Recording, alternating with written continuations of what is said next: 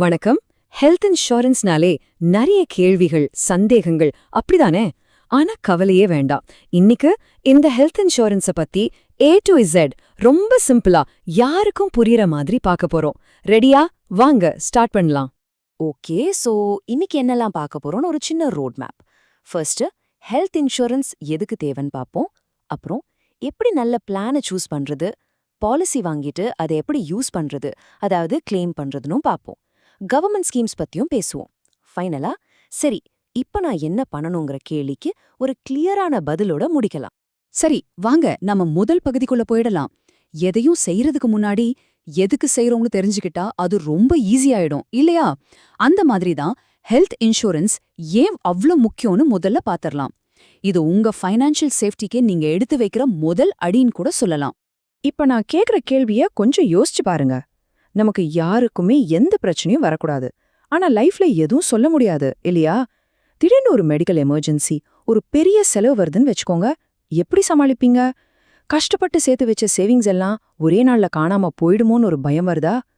இந்த ஒரு கேள்வி போதும் ஹெல்த் இன்சூரன்ஸோட தேவை என்னன்னு நம்ம புரிஞ்சுக்கிறதுக்கு. அப்போ ஹெல்த் இன்சூரன்ஸ்னா என்ன? ரொம்ப சிம்பிள். இது உங்களுக்கும் ஒரு இன்சூரன்ஸ் கம்பெனிக்கும் நடுவுல இருக்கிற ஒரு டீல், ஒரு கான்ட்ராக்ட். நீங்க கொஞ்சம் கொஞ்சமா காசு கட்டுவீங்க, அதத்தான் பிரீமியம்னு சொல்வோம். பதிலுக்கு உங்களுக்கு ஏதாவது மெடிக்கல் செலவு வந்தா அந்த கம்பெனி அதை பாத்துக்கும். சிம்பிளா சொல்லணும்னா, எப்படி மழையில நனையாம இருக்க கொடை எடுத்துக்கிறீங்களோ அதே மாதிரி தான் மெடிக்கல் செலவுங்கிற மழையிலிருந்து உங்களை காப்பாத்துற ஒரு கொடை தான் ஹெல்த் இன்சூரன்ஸ். ஓகே, இதனால என்னெல்லாம் யூஸ்ன்னு பாப்போமா? விஷயம், மெடிக்கல் செலவெல்லாம் எப்படி ராக்கெட் வேகத்துல ஏறிக்கிட்டு இருக்குன்னு நம்ம எல்லாருக்குமே தெரியும். அதை சமாளிக்க இதை ஹெல்ப் பண்ணும். ரெண்டாவது, உங்க லைஃப் லாங் சேவிங்ஸை இது ப்ரொடெக்ட் பண்ணும். மூணாவது, பணத்தை பத்தி கவலைப்படாம நல்ல ஹாஸ்பிட்டல்ல குவாலிட்டி ட்ரீட்மெண்ட் எடுத்துக்கலாம். எல்லாத்துக்கும் மேல நம்ம ஃபேமிலிக்கு ஒரு மனசு நிம்மதி இருக்கும் இல்லையா? மறக்காம சொல்லிடுறேன், செக்ஷன் 80D கீழே டாக்ஸ் பெனிஃபிட்டும் கிடைக்கும். ஓகே, சோ ஹெல்த் இன்சூரன்ஸ் ஏன் முக்கியங்கிறது இப்போ கிளியரா இருக்கும். அடுத்த பெரிய கேள்வி, மார்க்கெட்ல இவ்ளோ பிளான்ஸ் இருக்கே, எனக்கும் என் ஃபேமிலிக்கும் எது கரெக்டான பிளான்னு எப்படி கண்டுபிடிக்கிறது? கவலையே வேண்டாம், சில முக்கியமான விஷயங்களை மட்டும் கவனிச்சா போதும். அது என்னன்னு இப்போ பார்க்கலாம். ஓகே, பிளான்ஸ்ல பாத்தீங்கன்னா பேசிக்கா 2 டைப் ரொம்ப ஃபேமஸ். ஒன்னு இண்டிவிஜுவல் பிளான், பேர்லயே இருக்கு, ஃபேமிலியில இருக்கிற ஒவ்வொருத்தருக்கும் தனித்தனி பாலிசி. இன்னொன்னு ஃபேமிலி ஃப்ளோட்டர் பிளான். இதை எப்படி புரிஞ்சுக்கலாம்னா, ஒரே பாலிசி, ஒரே இன்சூரன்ஸ் அமௌண்ட், ஆனா அந்த அமௌண்ட்டை ஃபேமிலியில யார வேணாலும் யூஸ் பண்ணிக்கலாம். சாதாரணமா சின்ன ஃபேமிலிக்கெல்லாம் ஃபேமிலி ஃப்ளோட்டர் கொஞ்சம் காஸ்ட் எஃபெக்டிவா இருக்கும். ஆனா உங்க ஃபேமிலியில வயசான பெரியவங்க இருந்தாங்கன்னா அப்போ இண்டிவிஜுவல் பிளான் எடுக்கிறது பெட்டரா இருக்கும். இந்த 2 மட்டும் இல்லாம இன்னும் சில ஸ்பெஷல் பிளான்ஸும் இருக்கு. எக்ஸாம்பிளுக்கு 60 வயசுக்கு மேல இருக்கிற பெரியவங்களுக்காகவே சீனியர் சிட்டிசன் பிளான்ஸும் இருக்கு. அதே மாதிரி கேன்சர், ஹார்ட் அட்டாக் மாதிரி பெரிய நோய்களை கவர் பண்றதுக்காகவே கிரிட்டிக்கல் இல்னஸ் கவர்னு ஒன்னு இருக்கு.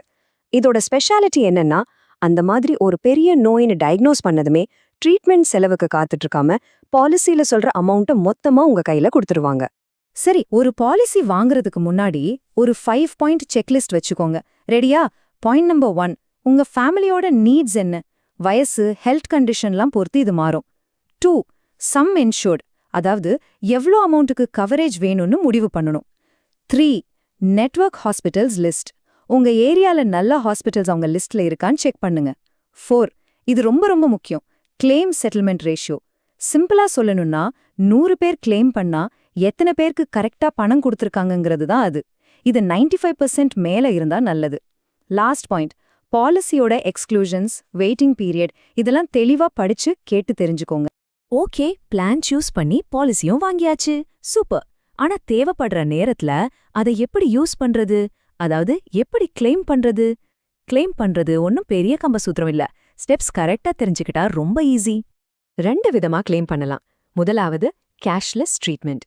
இது எப்படின்னா, நீங்க உங்க இன்சூரன்ஸ் கம்பெனியோட நெட்வொர்க் ஹாஸ்பிட்டல் லிஸ்ட்ல இருக்கிற ஒரு ஹாஸ்பிட்டல்ல அட்மிட் ஆகணும். அப்போ நீங்க உங்க கையில இருந்து ₹1 கூட செலவு பண்ண வேண்டிய அவசியம் இல்ல. ஹாஸ்பிட்டல்லே இருக்கிற இன்சூரன்ஸ் டெஸ்க்ல போய் உங்க பாலிசி டீடைல்ஸை கொடுத்தா போதும், அவங்களே கம்பெனி கிட்ட பேசி பில்லை செட்டில் பண்ணிடுவாங்க. சோ உங்களுக்கு டென்ஷனே இல்ல. அதாங்க கேஷ்லெஸ். ஓகே, அடுத்த மெத்தட் ரீஎம்பர்ஸ்மெண்ட். இது எப்போ யூஸ் ஆகும்னா, நீங்க நெட்வொர்க் லிஸ்ட்ல இல்லாத ஒரு ஹாஸ்பிட்டல்ல ட்ரீட்மெண்ட் எடுக்கும்போது. இங்க நீங்க முதல்ல உங்க கை காசை போட்டு எல்லா பில்லையும் பே பண்ணிடணும். ட்ரீட்மெண்ட் முடிஞ்சதுக்கு அப்புறம் எல்லா original bills, reports, discharge summary இதெல்லாம் கலெக்ட் பண்ணி இன்சூரன்ஸ் கம்பெனிக்கு அனுப்பணும். இங்க ஒரு சின்ன டிப், எல்லா டாக்குமெண்ட்ஸையும் அனுப்புறதுக்கு முன்னாடி ஒரு ஜெராக்ஸ் எடுத்து உங்ககிட்ட வச்சுக்கோங்க. அவங்க வெரிஃபை பண்ணிட்டு உங்க பாலிசி படி எவ்வளோ அமௌண்ட் வருமோ அத உங்க பேங்க் அக்கவுண்ட்ல போட்டுடுவாங்க. பிரைவேட் கம்பெனிஸ் மட்டும்னா ஹெல்த் இன்சூரன்ஸ் தருவாங்களானா இல்ல, நம்ம கவர்மெண்ட்டும் மக்களுக்காக நிறைய ஹெல்த் இன்சூரன்ஸ் ஸ்கீம்ஸ் வச்சிருக்காங்க. இதுவும் ஒரு ரொம்ப முக்கியமான ஒரு சேஃப்டி நெட் தான். எக்ஸாம்பிளுக்கு நம்ம தமிழ்நாட்டுல முதலமைச்சரின் விரிவான மருத்துவ காப்பீட்டு திட்டம் இருக்கு இல்லையா, இந்த மாதிரி ஸ்கீம்ஸ் மூலமா லட்சக்கணக்கான குடும்பங்கள் பெனிஃபிட் ஆகுறாங்க. சோ நீங்க பண்ண வேண்டியது என்னன்னா, இந்த மாதிரி கவர்மெண்ட் ஸ்கீம்ஸ்ல உங்களுக்கு எலிஜிபிலிட்டி இருக்கான்னு கண்டிப்பா செக் பண்ணுங்க. ஆன்லைன்லயோ இல்ல பக்கத்துல இருக்கிற கவர்மெண்ட் ஆஃபீஸ்லயோ கேட்டு தெரிஞ்சுக்கோங்க. சரி, இப்போ ஹெல்த் இன்சூரன்ஸ பத்தி நிறைய விஷயங்கள் தெரிஞ்சுக்கிட்டோம். ஒரு நல்ல ஐடியா கிடைச்சிருக்கோன்னு நம்புறேன். ஆனா தெரிஞ்சுக்கிட்டது மட்டும் போதாது, அத செயல்ல காட்டணும், அப்படிதானே? சோ உங்க அடுத்த ஸ்டெப் என்னவா இருக்கணும்? ஒரு விஷயத்தை எப்பவுமே ஞாபகம் வச்சுக்கோங்க. நீங்க கட்டுற அந்த பிரீமியம் அது ஒரு செலவு கிடையாது. அது உங்க எதிர்காலத்துக்காக, உங்க ஃபேமிலியோட ஃபினான்ஷியல் சேஃப்டிக்காக நீங்க பண்ற ஒரு இன்வெஸ்ட்மெண்ட். இன்னைக்கு நீங்க போடுற இந்த சின்ன விதை தான் நாளைக்கு ஒரு பெரிய மரமா வளர்ந்து உங்களுக்கு நிழல் கொடுக்கும். சோ ஃபைனலா நான் உங்ககிட்ட கேக்குற ஒரே கேள்வி இதுதான். உங்க ஃபேமிலியோட எதிர்காலத்தை, அவங்களோட ஆரோக்கியத்தை பாதுகாக்க நீங்க ரெடியா? இனிமே யோசிச்சுட்டே இருக்காதீங்க, செயல்ல இறங்குங்க. ஒரு நல்ல முடிவு எடுங்க.